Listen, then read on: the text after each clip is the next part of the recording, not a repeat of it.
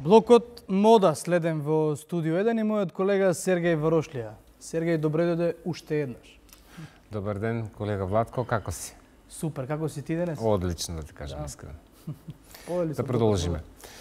Добар ден со мене во уште едно издание на Студио 1. Денеска како тема модна одбравме една од моите најомилени модни или случувања во текот на историјата, тоа е джинсот, односно тексасот, како имплементиран денеска во 21. век.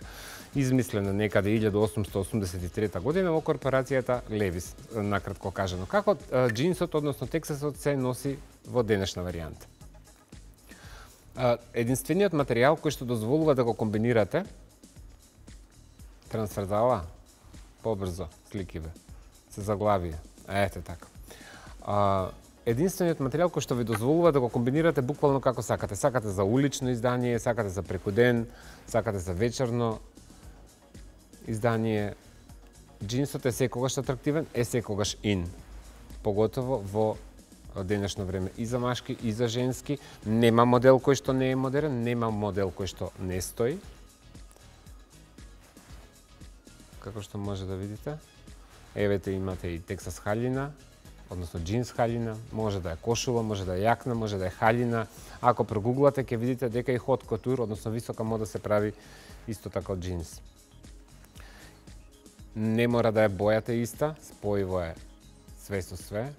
Многу се битни кога ќе одберете ваков лук или ваков изглед, имате добар аксесуар кај вас, како девојката на првата фотографија со црвената торба, можете да го комбинирате со високи подпетици, можете да го комбинирате и со патики. И кога не знаете што да правите со себе, а сакате да изгледате добро, секогаш бирајте добри фармерки или добар тексас, односно джинс изглед. Ова се едни од моите омилени светски јавни личности. Ја видовме Мадона, еве Анџелина Џоли, па чека да видиме. Еве, поздравуе. Ајде да и се јавиме, да видиме што ќе каже сама за себе. Видете како перфектно изгледа.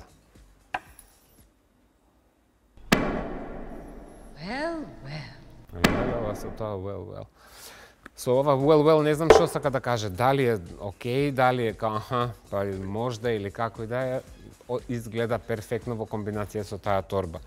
Имаме еден њујоршки изглед, искомбиниран со капче и со таа супер блонд долга коса, патики и скинати фармерки. Повторно едно одлично летно издание, погледнете го деталјот во косата. Дури модата и за деца е во джинс. Джинсот е едни од единствените материјали или моден детаљ кој што буквално нема граница. Можете што се вика, од 7 па и помалку па и до 77 или како и да е. Ја имаме Викторија Бекам во оверсайз, многу сака да се облака пошто е ченгел и многу сака да носи вакви работи што стојат поголема. Сега.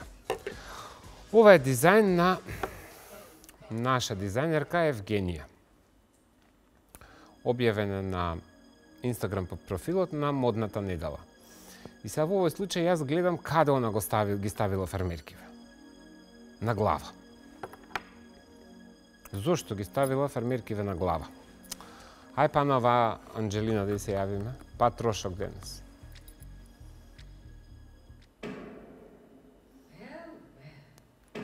Па после неизе, со фармеркиве на глава, јас немам ништо против креативна или дизајнерска експресија или имагинација и доживување и представување на работите на еден поинаков уметнички или артистички начин. Што е грешката тука? Грешката е што се гледа дека се фармерки замотани како турбан, а не треба да изгледа така. Така мене ми изгледа. Може би и грешам, може би не. Ја гледам фотографијата. И повторно грешката е што косата е перфектно наместена и она стои во композицијата на фотографијата. Што е тоа што го носи доле? Зошто побогу има исфенирана рамна коса со шишки и има фармерки на глава? А кога би било поинаку тоа искомпонирано, кога би било све во джинс, кога акцентот не би паднал така на погрешен начин на турбан фармерки на глава, или на крајот од денот, зошто некој сака да си ги врзе фармерките на глава? Мене не ми е јасно сега да ги соблечеме тука панталоните и да си ги ставиме на коса да си ги врземе сите. При тоа Евгенија сметам дека е талентиран дизајнер заради тоа што ги имам и прегледано незините колекции, меѓутоа тука малку не ми е јасна на темата джинс и за ова не знам што да мислам. Анџелина вика well, јас ќе го кажам истото. Можеме да ја промениме фотографијата, така да ќе се обратам повторно и ќе ви кажам, ако не знаете што да правите, користете го секогаш джинсот, меѓутоа користете го на вистински начин. Комбинирајте го со добро парче сако, со добра бела кошула, мајца, дукс, добри аксесуари, добри чевли и секогаш ќе бидете во тренд. Али фармерките на глава, тоа може само Наоми Кембел за кампања за Версаче и толку. Ке ви се заблагодарам од мене во ова издание на Студио 1 И Сергеј, бидејќи денес не ја побара Мерлин Монро. Не. Денес јас сакам да ја побарам Мерлин Монро. Зашо ке ти е Мерлин Монро? Мене ми е колешка.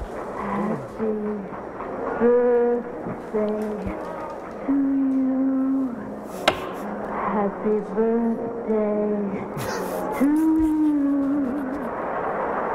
Happy birthday to you.